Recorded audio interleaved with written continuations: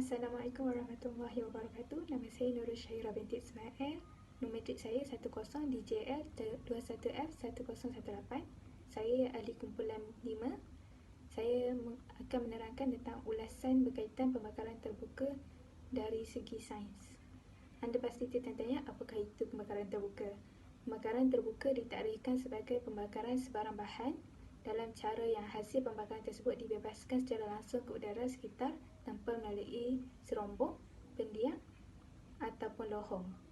Secara umumnya, setiap kali aktiviti penyalaan api di luar, ia sudah pun dikira sebagai pembakaran terbuka. Pembakaran terbuka adalah salah satu penyebab utama kepada berlakunya pencemaran udara.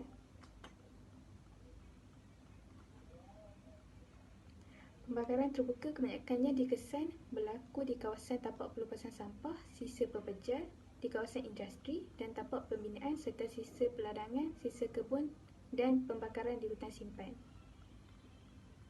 Keadaan pencemaran menjadi lebih serius pada musim panas yang berpanjangan kerana ia turut menyumbang kepada masalah jerebu yang menjejaskan kesihatan awam dan masalah penglihatan.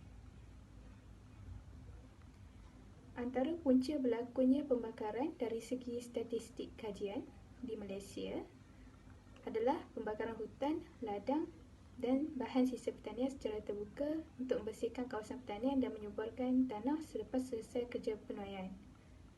Sesetengah petani yang tidak bertanggungjawab mengambil jalan mudah dengan membakar sisa tanaman secara terbuka. Selain itu, hutan juga terbakar akibat cuaca yang panas. Itu sahaja daripada saya. Sekian, terima kasih. Assalamualaikum warahmatullahi wabarakatuh. Nama saya Nurhidayah binti Rosli dan nombor metrik saya adalah 10 DJL 21L1003. 3 implikasi sekiranya isu pembakaran terbuka diabaikan. Yang pertama adalah hujan asid. Hujan asid secara semula jadi adalah berasid. Ini disebabkan air hujan yang turun akan bergabung dengan karbon dioksida dan gas-gas berasid yang terdapat di atmosfera. Bagaimanapun disebabkan pada masa kini, penggunaan tenaga elektrik dan kereta telah menyebabkan bahan api fosil seperti minyak dan arang batu oleh loji tenaga dan dari egzos kenderaan, membebaskan berjuta-juta ton sulfur dioksida dan nitrogen oksida ke udara. Bahan pencemar ini disebabkan oleh angin dan akan bergabung dengan titisan air hujan yang turun sebagai air hujan lalu membentuk asid sulfurik dan asid nitrik. Hujan asid turun ke bumi akan terkumpul menjadi pemendapan berasid. Ini berlaku apabila asid terkumpul dan menjadi semakin pekat. Asid yang terlalu pekat boleh menyebabkan tumbuhan-tumbuhan dan hidupan di dalam tasik mati. Bangunan dan batu menjadi lemah dan rapuh. Warna bangunan, kereta dan lain-lain menjadi pudar, mudah rosak dan cepat berkarat. Selain itu, hujan asid juga merosakkan kesihatan manusia, terutama mereka yang masih muda, golongan tua dan mereka yang berpenyakit seperti menghidap asma. Seterusnya pula adalah jerebu. Jerebu merupakan zarah-zarah kecil yang boleh wujud secara semula jadi ataupun wujud akibat daripada kegiatan seharian manusia. Asap kilang, asap kenderaan dan juga asap pembakaran adalah faktor penyumbang kewujudan jerebu. Apabila zarah-zarah kecil berkumpul dengan jumlah yang banyak, bertaburan dan terapung di udara, maka ia akan menyerap dan menghalang cahaya matahari untuk sampai ke permukaan bumi. Keadaan ini kemudiannya akan menyekat pemandangan dan menurunkan kadar bandar. Jerebu adalah salah satu fenomena yang begitu merungsingkan pada satu ketika dahulu. Ia bukan sahaja membawa kesan buruk kepada individu tetapi juga kepada negara. Jerebu selalunya berlaku di kawasan bandar. Kesan-kesan yang akan dialami setelah terdedah secara berterusan kepada jerebu termasuklah terasa gatal-gatal di bahagian kerongkong dan batuk-batuk, terasa sukar untuk bernafas atau sesak nafas, mata terasa pedih dan berair, hidung berair dan kerap bersin, kulit badan terasa gatal-gatal dan terasa sakit dada.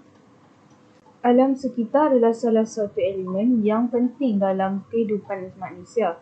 Alam sekitar amat berkait rapat dengan kehidupan masyarakat disebabkan segala keperluan atau kegiatan manusia akan berhubung dengan alam sekitar. Contohnya, badan manusia memerlukan sayur-sayuran yang mengandungi serat bagi membekalkan vitamin dan zat yang penting untuk tubuh badan. Oleh hal yang demikian, alam ini haruslah dipelihara sama ada dari segi habitat dan ekologi dengan menitik beratkan kesan buruk pembangunan yang dirangka tanpa mengambil kira alam sekitar. Banyak kita lihat generasi sekarang sudah kurang memerhatikan bagaimana mengimplementasikan akhlak yang mulia dalam aktiviti seharian. Akhlak dan etika merupakan perilaku manusia dalam kehidupan seharian yang telah melekat pada diri seseorang. Namun hal yang demikian telah pun kita lihat daripada kes berlakunya pembakaran terbuka yang dilakukan sendiri oleh masyarakat negara kita. Hal seperti ini berlaku kerana tiada penerapan nilai-nilai murni dalam diri seseorang dan tiada role model yang baik untuk dicontohi. Ibu bapa seharusnya memberikan contoh tauladan yang baik kepada anak-anak agar melahirkan generasi yang mempunyai akhlak dan etika dalam diri.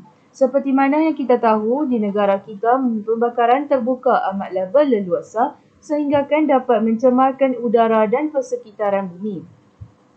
Sudah terang lagi bersuluh, tanpa didikan daripada ibu bapa tentang penjagaan alam sekitar, generasi muda akan sering melakukan kesilapan yang sama, iaitu melakukan pembakaran sampah sarap dan sebagainya secara terbuka tanpa perasaan bersalah. Kesannya generasi tersebut akan mengakibatkan berlakunya pencemaran alam sekitar di bumi ini. Nama saya Aina binti Jaafar, nama matris saya di CID 1F1017. Saya akan membacakan tentang isu pembakaran terbuka menurut pandangan syariah. Pembakaran terbuka menyebabkan berlakunya pencemaran udara yang dilakukan oleh beberapa pihak individu yang tidak bertanggungjawab. Hal ini berkait rapat dengan hubungan antara akhlak dan etika. Tiada rasa tanggungjawab dalam diri yang menjurus kepada tindakan pembakaran terbuka dan tidak mematuhi etika yang betul. Sebagai Muslim, kita perlu memahami konsep melestarikan alam sekitar adalah sama seperti menjaga agama. Ini kerana sebarang kerosakan perbuatan mencemarkan dan memusnahkan alam sekitar adalah dosa yang ditanggung oleh setiap pelakunya. Konsep syariah dalam melestarikan alam sekitar merangkumi semua aspek kehidupan manusia termasuk ekonomi, sosial, politik dan intelektual. Prinsip asas syariah yang diterapkan oleh baginda Rasulullah SAW untuk tidak melakukan dan mengatakan kerosakan. Manusia sebagai khalifah juga perlu sedar yang mereka tidak boleh sewenang-wenangnya melakukan kerosakan terhadap alam sekitar. Semua ini dapat melahirkan generasi Muslim yang berakhlak dan beretika yang dapat menentukan sesuatu tindakan itu baik atau buruk. Isu pembakaran terbuka menurut kaedah fiqh boleh ialah fiqh persekitaran boleh didefinisikan sebagai undang-undang atau hukum hakam Islam mencakupi keseluruhan persekitaran sama ada benda hidup seperti binatang atau benda bukan hidup seperti unsur berjadi yang meliputi 3 komponen utama iaitu tanah, air dan udara. Meskipun tidak sebegitu ditekankan sebagaimana fiqh ibadah maupun fiqh muamalah yang lain, namun fiqh al-bi'ah dilihat sebagai salah satu daripada cabang ilmu fiqh yang penting untuk diketengahkan pada masa sekarang, memandangkan dunia hari ini berdepan dengan pelbagai krisis alam sekitar yang tidak berkesudahan. Aspek fiqh berkait secara langsung dengan aspek syariah. Ini bermakna penghayatan fiqh perlu dimanifestasikan melalui pelaksanaan dan penguasaan peraturan, gagasan, panduan serta perundangan. Praktis dan penghayatan terhadap sarana Islam sewajarnya menjadi mekanisme terbaik dalam menyelesaikan berbagai isu pada masa kini. Assalamualaikum warahmatullahi wabarakatuh. Nama saya Nur Zalifah binti Zaini. Nombor matrik 10 DJL 21F1500. Pada hari ini, Zalifah akan kongsikan kesimpulan tentang isu semasa yang kumpulan kami pilih, iaitu isu semasa tentang pembakaran terbuka, dan Zalifah akan kaitkan hubungan etika dan akhlak berkaitan dengan isu semasa yang kami pilih, iaitu pembakaran terbuka. Okey, kesimpulannya di sini, melakukan pembakaran secara terbuka sehingga boleh memudaratkan semua orang adalah perkara yang dilarang, dan Nabi SAW telah memberikan peringatan berkenaan orang yang suka menyakiti orang lain dengan sengaja adalah berdosa. Dengan melakukan pembakaran terbuka itu adalah perkara yang sengaja. Pembakaran terbuka juga adalah perbuatan yang melanggar undang-undang. Dalam peruntukan di bawah Akta Kualiti Alam Sekeliling 1974 dalam Seksyen 29A, tiada seorang yang dibenarkan melakukan pembakaran terbuka. Oleh itu, saya mencadangkan bahawa permasalahan ini perlu dibendung sejak dari sekolah rendah lagi dengan memperkenalkan subjek yang berkaitan dengan akhlak dan etika tentang alam sekitar. Pengenalan subjek ini dapat membantu mendidik pelajar sejak dari sekolah rendah dan pada masa yang sama dapat mengurangkan sikap penting diri sendiri, ego dan tidak amanah, kerana ini adalah sesuatu yang serius dan perlu diberi perhatian.